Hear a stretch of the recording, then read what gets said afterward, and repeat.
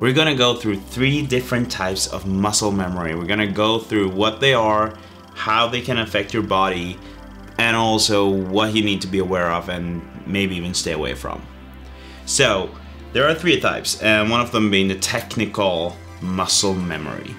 The technical muscle memory is what you typically will see with old athletes or people who have been practicing a sport forever, and whenever they're doing it again, they're still good at it.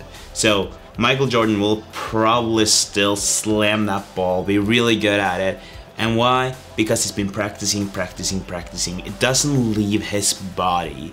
The same thing goes for musicians. If you've been able to play the guitar, those things will stay in your body. It will be in your fingers.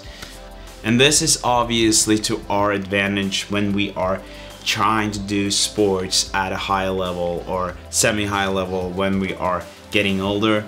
If we've been practicing a certain sport before, chances are that we are still technically good. And the good thing is that if you've been doing any sport whatsoever, chances are that the technical muscle memory that you have with you from, say, soccer might actually help you in something like baseball, even though it's not really related to each other.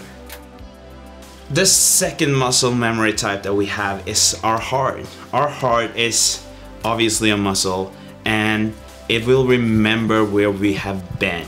So if we have been at a really high level in terms of VO2 max, in terms of endurance sports, our heart will just remember this and will make it easier for us to get back to that level. This really helped me when I was doing my marathon last year, because my heart was remembering where I was at. I used to have a very high VO2 max, and when I was doing my marathon training, I would have a lot of progress from one training to the other. The really good thing about this is that I didn't really have to worry about all the VO2 max training, because I knew that as long as I was moving, as long as I was working out regularly, having that consistency in my training, my heart would do its job, and I just needed to trust it. If you have been a person who's been really good at endurance sport before, you might not have to focus as much on the VO2 max and on the pushing your heart as much, because your heart will remember.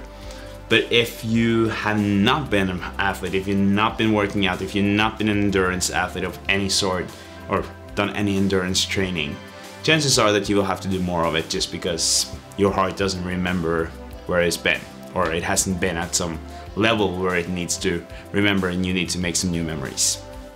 The third one that we're going to talk about today is the one that we need to be the most aware of, and that is the strength and muscle memory. So if you've been a bodybuilder, if you've been going to the gym consistently for years, chances are that you are pretty big, you're bulky, and if you stop going to the gym for a while, that will go away, right? You might not be small, but you will get smaller. But then when you hit a gym again, you will just get back to same old. And this is not a problem if you want to just get big again. But if you have some goals of, say, running, since this channel is all about running, it might not be the best idea to become big, and you might not want to grow those muscles. And this is where you need to be aware of this. For me, for instance, who's been a speed skater, I used to have much bigger thighs than I have today.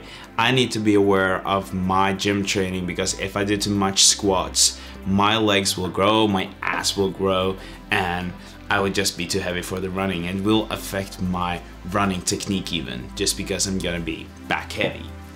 This is something that you need to consider when you are working out, and you need to consider where you have been before. You need to consider where you've been, where you're going, and what your goal is. So depending on what goal you're set for yourself, you really have to kind of take into consideration, do I want to use or utilize my muscle memory on this?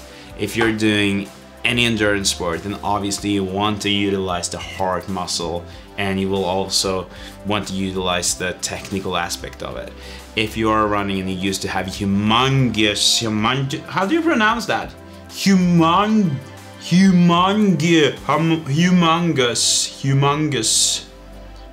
huge. That's what I just mean huge thighs. It might not be a great idea to step back in or hit the gym again. So these are things that you really need to consider. Muscle memory is a great thing. I mean, I love it. It's been helping me out a lot. But you need to know how to utilize it. See you in the next one.